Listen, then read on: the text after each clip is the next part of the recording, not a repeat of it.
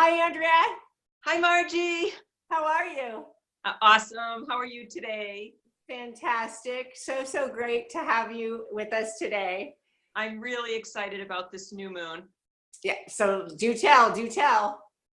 Okay, well, it's this Friday, April 5th, just past midnight Thursday evening. So it comes up as 2:50 a.m. Mountain Time or 1:50 a.m. Pacific Time. It is at 15 degrees of Aries. So we're going to take a look, dive into Aries and what some of the planets are, how this is being impacted and what we can take from it. So Aries is the sign of the ram, and it is a fire sign, a very pushy fire sign. And what is fire? Fire is inspiration. It's that source that inspires us, right? Or what feels like it's coming directly into us. And it enables us to take courageous action on our own individuality, what we need to do to be inspired and go forward and be a leader and adventure on. It's about being independent and strong. And it also has associations with the body of being athletic. And the kind of the theme for Aries is, what's a noble cause for me to take action or to fight for or to defend, right? So the ultimate warrior doesn't just fight for fighting's sake or take action for action's sake. There's an inspired cause that triggers that reaction and response. So, you know, it's really, what we want to do is we want to understand the full nuance of Aries. And so this new moon, or planting a seed about what we want to take action what inspires us. How do we move forward on our own inspiration and be courageous about it and know that it's authentically right for us? Yeah. So to know, what we usually do is look at the ruler for the sign of Aries. And that ruler is Mars, and Mars is in Gemini. Now, Gemini is a mutable, ever-changing air sign about the mind. Gemini, the twins, is playful and loves to engage in both sides of an argument, and really is kind of a trickster and a joker, and sort of is beyond duality or this linear reality that we live in. And so the impression I got when I first looked at this new moon was, my goodness, it's kind of a free-for-all and anything goes. But you keep looking. So then I see that we've got three power players all in Pisces. We've got Venus and Mercury and Neptune. And Venus is about attraction, and Mercury is the mind, and Neptune is those fine threads of receptivity that connect us to the divine or can confuse us. And I think, wow, that's a lot of dreamy confusion in the chart.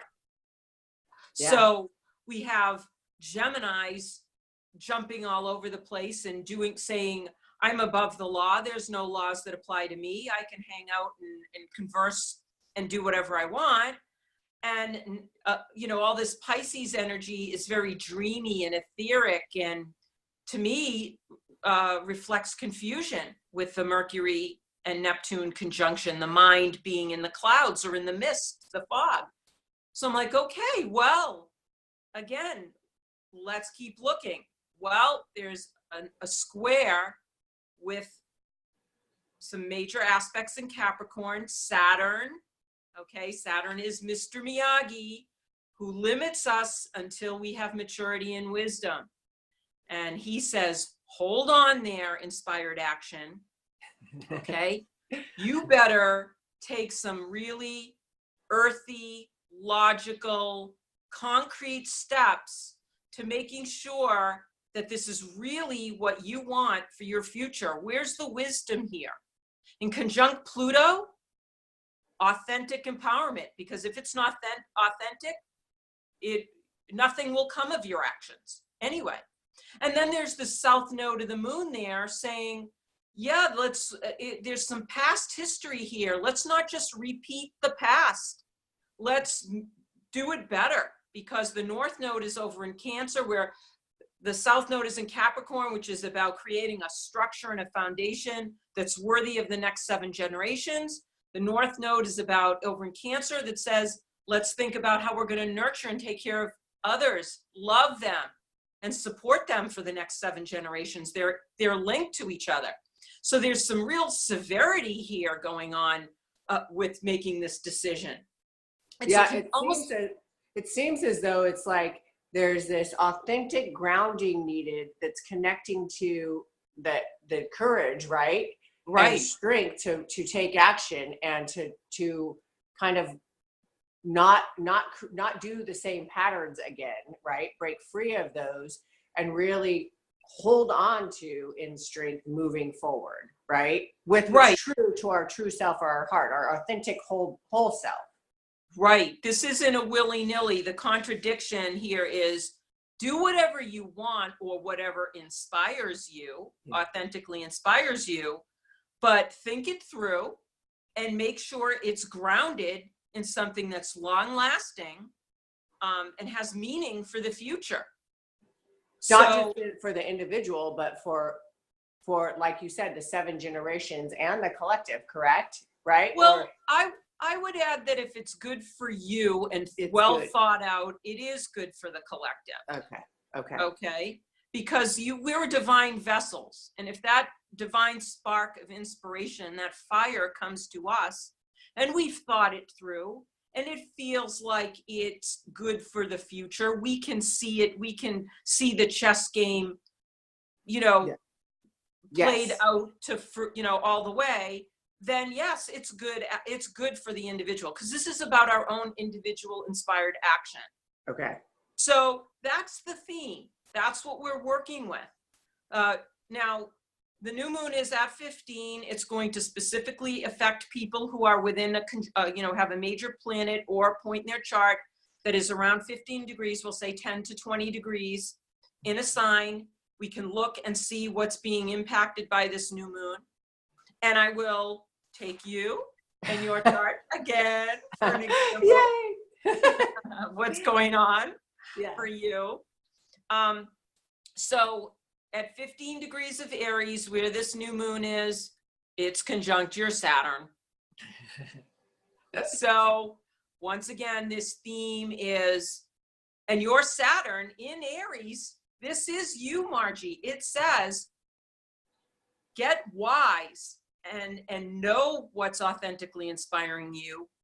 Be mature, be your own Mr. Miyagi here. Okay. You know what to do. If you know what to do and you've thought it through and you've logically foreseen all the steps that's required, go ahead and do it. And so this is another reaffirmation of who you are on your chart to create some mastery around that. You've also got Saturn making a 3/4 square to your own natal Saturn. This is about your own Saturn return, which will be coming up in 7 years for you. And it's exactly at this squaring 3/4. So it's saying, Margie, let's finish up business to where you have self-doubt about what, where you're not moving ahead.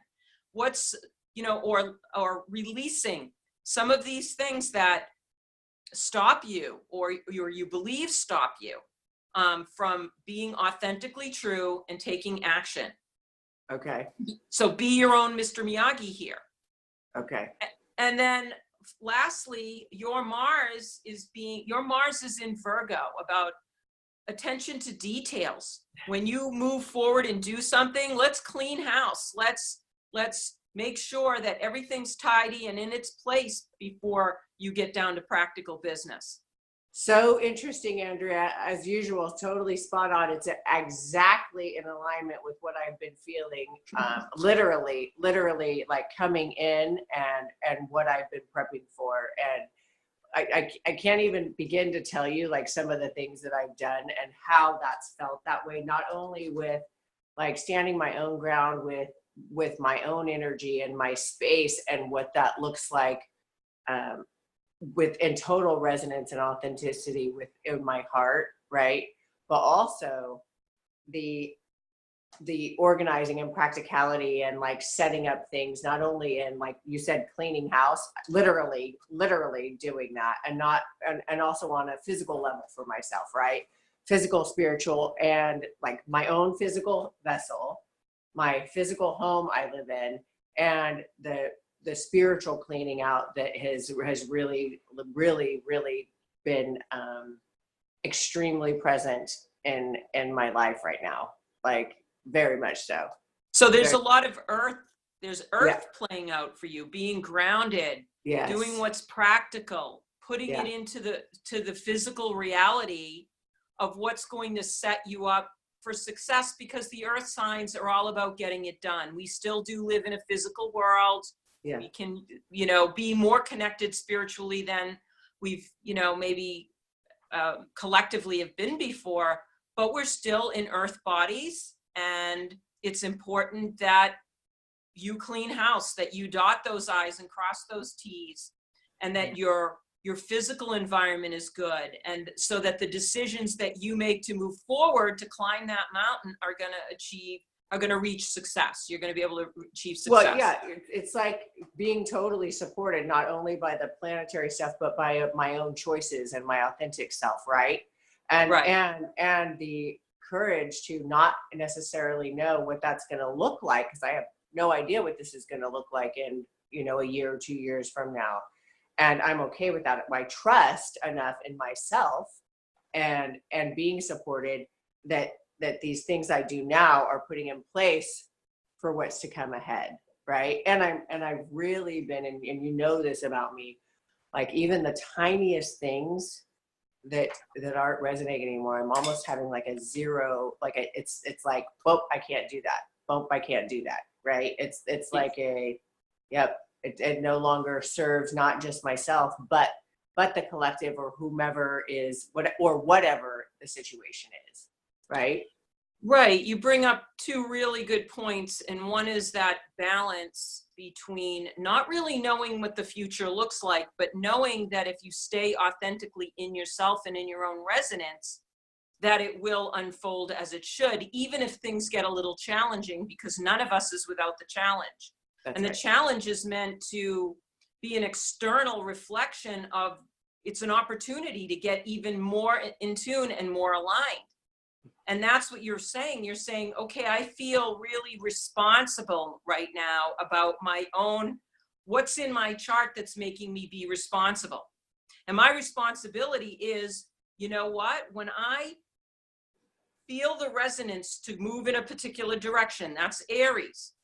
And your Saturn's in Aries, and Saturn is saying, dot your I's, cross your T's, take all the steps, think it through logically, make sure that 7 years from now, it still looks like the picture you want. You have those combined in your chart. And right now it's saying to you, yes, Margie, get with that resonance, hone in on your own maturity and responsibility to yourself to be true to you, to charge ahead for what you know is true to you. And this is what's so great, is these planets just keep moving around and aspecting and energetically giving us more and more opportunities to hone in on our own authentic self, which is the natal chart. Okay? Yeah. And that's what you're feeling. Yes, and the power in what you're sharing with me and everyone here is that it's, and you and I have talked about this before. It's one, you're helping me and everyone as you share about this new moon to understand what is going on, not only in ourselves when you do a reading, but also in the collective, allowing us to choose to ride the waves a little bit with a little more awareness, and of not only just ourselves, but what's actually happening around us, which allows us to navigate through life a little easier, much easier actually, right? Without us having to like constantly be in a battle with not just ourselves, but with everything outside of ourselves. I am so grateful for the work you do and what you share and how it has truly helped me in my life. Truly, truly. Thank you. I want to add one other practical thing here, and that is that also knowing what's happening to the collective is important, because you can see if someone you know personally is struggling with taking action. And maybe that can be a good conversation, and you can help them stay on track with what's authentically true. Or maybe you can help them tweak it a little bit. Maybe the idea of what they want to do is great, but they haven't quite thought it all through, right? Incorporating that Saturn with Aries here, working it out, strengthening them, helping them, and then ultimately validating them. So it doesn't, you know, of course we want it, it is all about us, Yeah. but, Yeah. but it's all about each and every one of us and connecting to each and every other person. And we can help them hone in on their true authenticity and what inspires them and move forward. And that's great. That's a great thing. We all want this community. I mean, I love, one of the things you and I talk about is we love communicating with each other because we get to share. We're our own little, like, our group of friends is our own little community, but we support each other. Well, yes, and we're all different, and yet we're so unique and different, and but yet very similar, right? In so many ways.